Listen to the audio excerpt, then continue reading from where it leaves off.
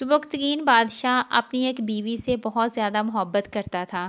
ایک مرتبہ دوسری بیویوں نے اس سے کہا کہ آپ اپنی فلاں بیوی سے زیادہ محبت رکھتے ہیں، حالانکہ حسن میں ہم اس سے زیادہ ہیں، سمجھداری میں بھی ہم ان سے زیادہ ہیں۔ آخر ان میں کون سی ایسی خاص بات ہے؟ ہمیں تو اس کے اندر کچھ نظر نہیں آتا، مگر آپ کی محبت کی نگاہیں جو اس پر اٹھتی ہیں وہ کسی دوسرے پر نہیں اٹھتی۔ آخر اس کی کیا وجہ ہے؟ بادشاہ نے کہا، اچھا میں کبھی اس بات کا جواب دے دوں گا۔ اس کے بعد اس کی بیویاں یہ بات بھول گئیں۔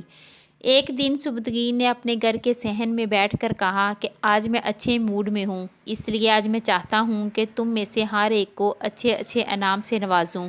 وہ یہ بات سن کر خوش ہو گئیں کہ آج ہمیں شاہی خزانے سے انعام ملے گا۔ صحن میں سونے، چاندی اور جواہرات کے ڈھیر لگا دیے گئے۔ بادشاہ نے ان سب کو بلا کر کہا کہ اس صحن میں جو چیزیں پڑی ہوئی ہیں، ان میں سے جس چیز پر جو بیوی بھی ہاتھ رکھ لے گی، اس کو وہ چیز انعام کے طور پر دے دی جائے گی۔ چنانچہ جس وقت اشارہ کروں تم دوڑ کر اپنی پسند کی چیز پر ہاتھ رکھ لینا۔ بیویاں تیار ہو گئیں اور انہوں نے اپنی اپنی پسند کی چیزوں پر نگاہیں جما لیں۔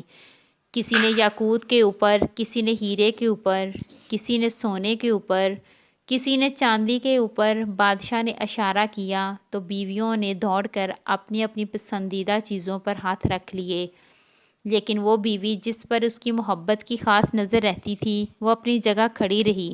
جب سب نے دیکھا کہ ہم نے قیمتی چیزوں پر ہاتھ رکھ لیے ہیں مگر اس نے کسی چیز پر ہاتھ نہیں رکھا، تو وہ ہنسنے لگیں اور بادشاہ سے کہنے لگیں، بادشاہ سلامت، ہم کہا کرتی تھیں کہ یہ بے وقوف ہے اور اس کے اندر عقل کی کمی ہے، اور آج اس کی عقل کی کمی کھل کر سامنے آ گئی ہے۔ یہ تو بس سوچتی ہی رہی، لہٰذا آج اس کے پلے کچھ نہیں آئے گا۔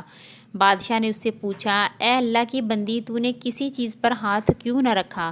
وہ کہنے لگی، بادشاہ سلامت، میں پوچھنا چاہتی ہوں کہ آپ نے یہی کہا ہے نا کہ آج جو جس چیز پر ہاتھ رکھے گی وہ چیز اس کی ہو جائے گی؟ بادشاہ نے کہا، ہاں یہی تو میں نے کہا ہے۔ اس نے یہ سنا تو آگے بڑھی اور بادشاہ کے کندھے پر ہاتھ رکھ دیا اور کہنے لگی، بادشاہ سلامت، جب میرے ہو گئے تو پھر سارا خزانہ میرا بن گیا۔ بادشاہ نے اس کی یہ بات سن کر اپنی دوسری بیویوں سے کہا کہ دیکھو، اس کی عقل مندی اور محبت کی وجہ سے میں اس کے ساتھ زیادہ محبت کرتا ہوں۔ اس طرح جب انسان محبت الہی کو تھام لیتا ہے تو کائنات کی چیزیں اس کے لیے مسخر ہو جاتی ہیں۔